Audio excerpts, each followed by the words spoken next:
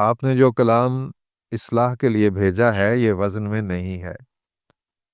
آپ کو ایک کلیہ عرض کر دیتا ہوں تاکہ آپ آئندہ بھی اپنے کلام کے بارے میں یہ جان جائیں کہ آپ کا کلام وزن میں ہے یا نہیں ہے۔ یہ بات، یہ کلیہ آپ ذہن میں رکھیں کہ جو کلام آپ نے وزن میں نہیں لکھا ہے وہ وزن میں نہیں ہوگا، ٹھیک ہے؟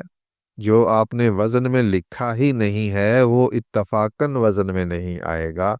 کوئی دوست اگر یہ سمجھتا ہے کہ یہ کلام وزن میں نہیں ہے، چلیں یہ میرا دوسرا کلام دیکھ لیں، چلیں میں ایک نیا لکھ کر آپ کو دکھا دیتا ہوں یہ وزن میں آیا یا نہیں آیا۔ بھئی جب تک آپ کو وزن کا ادراک ہی نہیں ہے، وزن کسے کہتے ہیں، تب تک آپ جتنے بھی کلام لکھتے رہیں گے، 100 لکھیں 1000 لکھیں، ان میں سے کوئی بھی وزن میں نہیں ہوگا۔ دو چیزوں میں سے ایک چیز کا ادراک ضروری ہے، ایک ہے وزن بحور جسے ہم اپائل کہہ سکتے ہیں، فولن فولن، ٹھیک ہے؟ اگر آپ کو معلوم ہے فولن فولن فولن فولن لکھ کر اس پر اشعار کیسے پروئے جاتے ہیں، جن کی تکتی کی جائے تو یہ فولن فولن ان میں سے نکلے، ٹھیک ہے؟ اگر آپ کو یہ پتہ ہے تو آپ کوشش کریں، یا تو آپ کا کلام وزن میں آ جائے گا یا کوئی ایک آدھ غلطی وزن کی اس میں رہ جائے گی۔ لیکن اگر آپ کو پتہ ہی نہیں ہے کہ اس پہ کیسے اشعار کہے جاتے ہیں تو پھر آپ کا کلام وزن میں نہیں آئے گا۔ یا پھر آپ کو ردم کا ادراک ہو، سر پکڑنا آتا ہو، کسی حمد، کسی نعت، کسی غزل کو، کسی گیت کو آپ سامنے رکھتے ہیں، اس کا ردم آپ اپنی زبان پہ لاتے ہیں اور ردم بنا کے اسی ردم میں اپنے مصرے کہنے شروع کر دیتے ہیں تو وہ بھی وزن میں آ جائیں گے، ٹھیک ہے؟ جس وزن پہ لکھے ہوئے کلام کا ردم آپ نے لیا ہے اسی وزن پہ آپ کے مصرے بھی آ جائیں گے جب آپ اسی ردم میں لکھیں گے، ٹھیک ہے؟ تو یہ دو چیزیں ہیں، یا تو آپ کو بحور کا پتہ ہو، آپ کو معلوم ہو کہ کس بحر کو لے کر کس طرح سے اس پہ لکھا جاتا ہے، ارکان کو سامنے رکھ کر کس طرح لکھا جاتا ہے، یا پھر آپ کو پتہ ہو کسی بحر کا ردم یا کسی گیت کا ردم، کسی حمد نعت وغیرہ کا سر لے کر اس پہ کیسے اپنا سر اس کے ساتھ ملا کر اپنے اشعار کہے جاتے ہیں، ٹھیک ہے؟ تو ان دو صورتوں کے علاوہ اگر آپ کوشش کر رہے ہیں، صرف آپ قافیے اور ردیف ملا رہے ہیں، تو پھر وہ کلام آپ کا وزن میں نہیں ہوگا، ٹھیک ہے؟ کچھ دن پہلے بھی ایک دوست کی طرف سے سوال آیا کہ اگر ہم قافیے اور ردیف کی پابندی کرتے ہیں لیکن اس میں وزن نہیں ہوتا ہے تو وہ کلام کس کھاتے میں جاتا ہے؟ وہ غزل ہے یا نظم کی کوئی قسم ہے، آزاد نظم ہے، نظم معرہ ہے، کیا ہے؟ تو عرض ہے کہ ایسا کلام کسی کھاتے میں نہیں ہوتا ہے، ٹھیک ہے؟ آپ کو وزن میں رکھ کر لکھنا ہے۔ اگر شاعری کی جتنی بھی ایک اصناف ہیں ان میں وزن کا ہونا ضروری ہے، چاہے وہ آزاد نظم ہو، غزل ہو، نظم کی کوئی قسم ہو، ربائی ہو،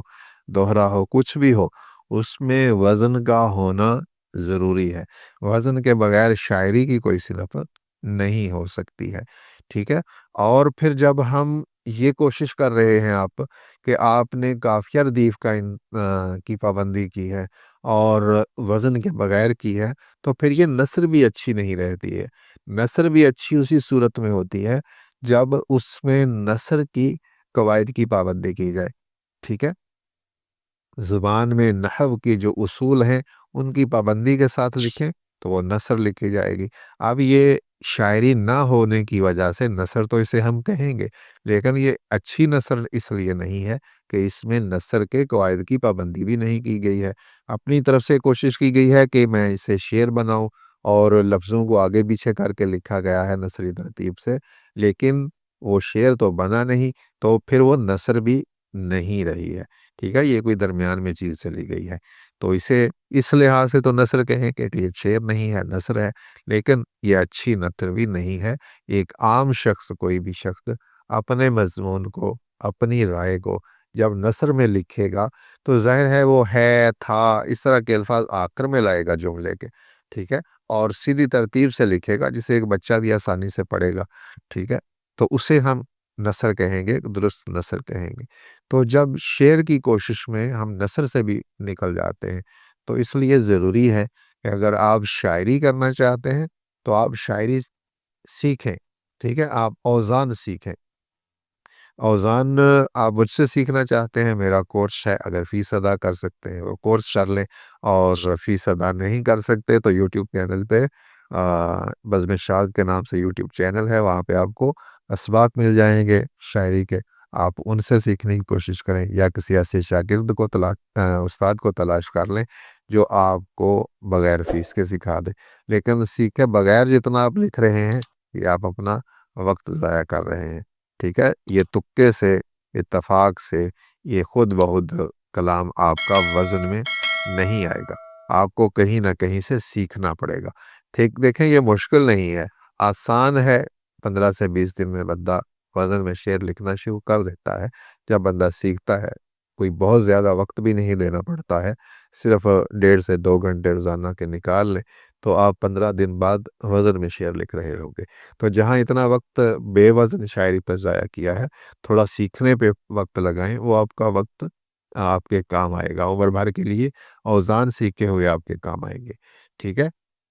یہاں پہ آپ دیکھیں، آپ نے جو قافیہ ردیف ملائے ہیں، مہمان اور حیران کو آپ نے مہماں اور حیران، یہ آپ نے مطلع کے اندر 2 قافیے رکھے ہیں۔ آگے ہے عیاں جہاں کہاں، تو قافیوں کے ہی وزن آپس میں نہیں مل رہے ہیں، تو مصروں کے وزن کیا ملیں گے، ٹھیک ہے۔ اور پھر سے وہی عرض ہے کہ دونوں میں سے ایک چیز کا ادراک، ہمارے ایک دوست ہیں، وہ وزن کا ادراک نہیں رکھتے ہیں، وہ بحر کا ادراک نہیں رکھتے ہیں، لیکن وہ اس پہ لکھتے ہیں، ردم پہ لکھتے ہیں، اور 20-22 سال سے لکھ رہے ہیں، ٹھیک ہے۔ کبھی کوئی مصرع ایک آدھ وزن سے نکل جاتا ہے، ٹھیک ہے، لیکن وہ چونکہ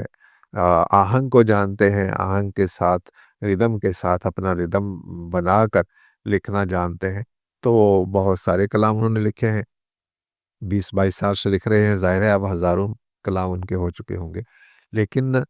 چونکہ انہیں ردم کا ادراک ہے، تو چاہے وہ ارکان کو سامنے رکھ کر انہیں کوئی ہم بحر دے دیں کہ یہ بحر لیں، اس پہ لکھ کر دکھائیں، وہ نہیں لکھ پائیں گے، لیکن ہم انہیں یہ بتا دیں کہ یہ فلاں گیت کا بحر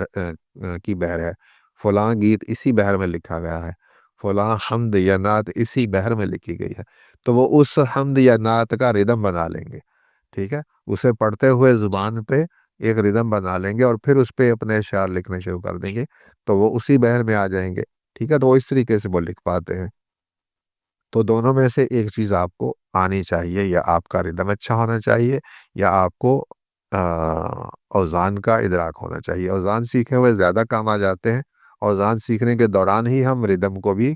سیکھ جاتے ہیں، ٹھیک ہے۔ اور دوسری بات یہ کہ اوزان اگر سیکھے ہوئے ہیں، تختی کر کے آپ جان سکتے ہیں مصروں میں غلطی ہے یا نہیں، تو آپ زیادہ مطمئن ہو جاتے ہیں اپنے کلام سے، اپنے لکھے ہوئے سے، کہ آپ کے کلام میں کوئی غلطی نہیں ہے۔ ردم میں لکھنے والے کی کبھی کبھی کوئی کہیں غلطی آ بھی سکتی ہے، ٹھیک ہے۔ تو